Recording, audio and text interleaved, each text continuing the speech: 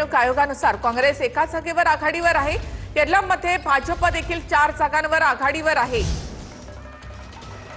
तर पुन्हा एकदा केरळची आकडेवारी आपण पाहूया तर काँग्रेस यूडीएफ या ठिकाणी 71, डाव्यांची 64 आणि भाजप 5 जागांवर आघाडीवर आहे। केरळमध्ये साधारणतः 12 जागांवर आम्हाला आघाडी मिळेल किंवा 12 जागा मिळतील असा विश्वास भाजपला आहे। तर आसाममध्ये कलानुसार भाजपचं बहुमत कायम आहे या ठिकाणी पाहायला मिळतंय। आसाममध्ये कलानुसार भाजपचं बहुमत आहे। भाजप या ठिकाणी सत्ता राखणार, एक हाती सत्ता राखणार हे पाहायला मिळतंय। तर आसाममध्ये भाजप 67, काँग्रेस 9 जागांवर आघाडीवर।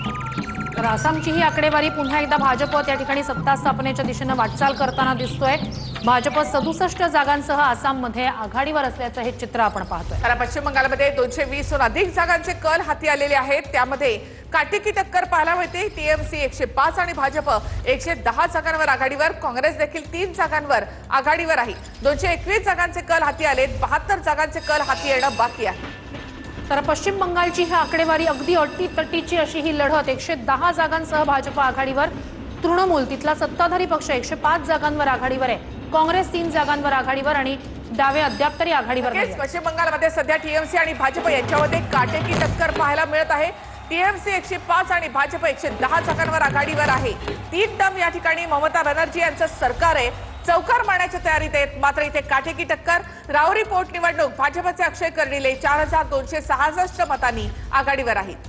भाजपचे अक्षय कर्डिले राहुरी विधानसभा पोटनिवडणुकीत 4266 मतांनी आघाडीवर आहेत। 2 पोटनिवडणुका आपल्याकडच्या बारामती आणि राहुरी। भाजपचे अक्षय कर्डिले आघाडीवर आहेत, 4266 मतांनी सध्या ते आघाडीवर आहेत। तर तिकडे बारामतीत सुद्धा सुनेत्रा पवार आघाडीवर आहेत। आकडेवारी प्रत्येक फेरीनुसार समोर येते। सध्या राहुरी पोटनिवडणुकीत भाजपचे अक्षय कर्डिले 4266 मतांनी आघाडीवर। तर भवानीपूरमधून ममता बॅनर्जी यांनी आपली आघाडी कायम ठेवलेली आहे। भवानीपूरमधून ममता बॅनर्जी आघाडीवर आहेत। सुवेंदू अधिकारी पुन्हा एकदा या ठिकाणी पिछाडीवर गेलेले आहेत। टीएमसी 105 आणि भाजप 110 जागांवर आघाडीवर। पश्चिम बंगालमध्ये निवडणूक आयोगानुसार भाजप एका जागेवर आघाडीवर आहे। तर ही आकडेवारी भाजप 110 जागांसह आघाडीवर पश्चिम बंगालमध्ये।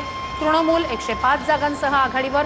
काँग्रेसनं 3 जागी आघाडी घेतलेली आहे, तर इतर त्या ठिकाणी 3 जागी आघाडीवर आहेत। टीएमसी 105 आणि भाजप 110 अगदी 5 जागांचं अंतर टीएमसी आणि भाजप यांच्यामध्ये आहे। त्यामुळे अक्षरशः काटेकी टक्कर आहे पश्चिम बंगालमध्ये। अगदी शेवटपर्यंत या निकालाकडे सगळ्यांचं लक्ष लागणार। ममता बॅनर्जी की मग भाजप? पश्चिम बंगालमध्ये यावेळची सत्ता कुणाकडे? उलटफेर होणार का? अँटी इन्कम्बन्सीचा फटका कुठेतरी ममता बॅनर्जी यांना बसतोय का? तर एसआयआरचा देखील मुद्दा आहे। त्यानंतरची पहिली निवडणूक आहे, त्यामुळे देखील या निवडणुकीकडे सगळ्यांचं लक्ष आहे। नक्कीच आणि इतक्या